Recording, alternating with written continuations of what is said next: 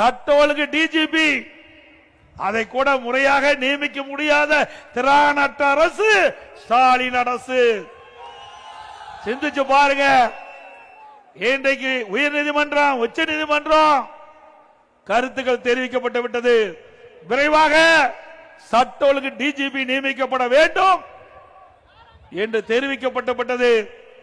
இதுல யுபிஎஸ்சி இன்றைக்கு அதன் மூலமாக தேர்வு செய்யப்பட வேண்டும்.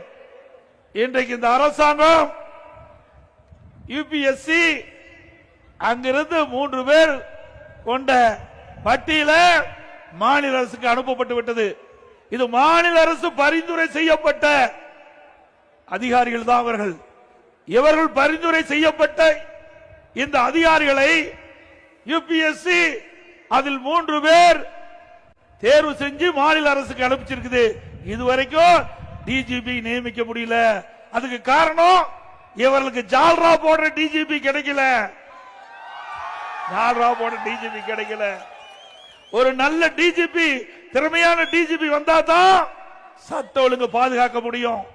சட்ட ஒழுங்கு பாதுகாக்கக்கூடிய டிஜிபிய இந்த அரசு இதுவரை நியமிக்கப்படல. பொறுப்பு டிஜிபி ஒருத்தர் போட்டாரு, அவருக்கு உடல்நிலை சரியில்லை, அதுக்கு ஒரு பொறுப்பு டிஜிபி நியமித்த பொறுப்பு இல்லாத முதலமைச்சர் திரு ஸ்டாலின். இந்தியாவில் எந்த மாநிலத்திலும் இப்படிப்பட்ட ஒரு அலங்கோல ஆட்சி பார்க்க முடியல. ஆக சட்ட ஒழுங்கு டிஜிபி முறையாக நிரந்தர டிஜிபி நியமிக்கப்பட்டால் தான் மக்களுக்கு முழு பாதுகாப்பு கிடைக்கும். ஆனா இந்த அரசாங்கம் அதை பற்றி கவலைப்படல.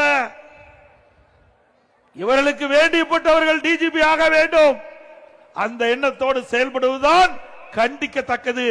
மக்களை பற்றி கவலைப்படாத அரசாங்கம் திரு ஸ்டாலின் அரசாங்கத்தை நாம் எண்ணி பார்க்க வேண்டும்.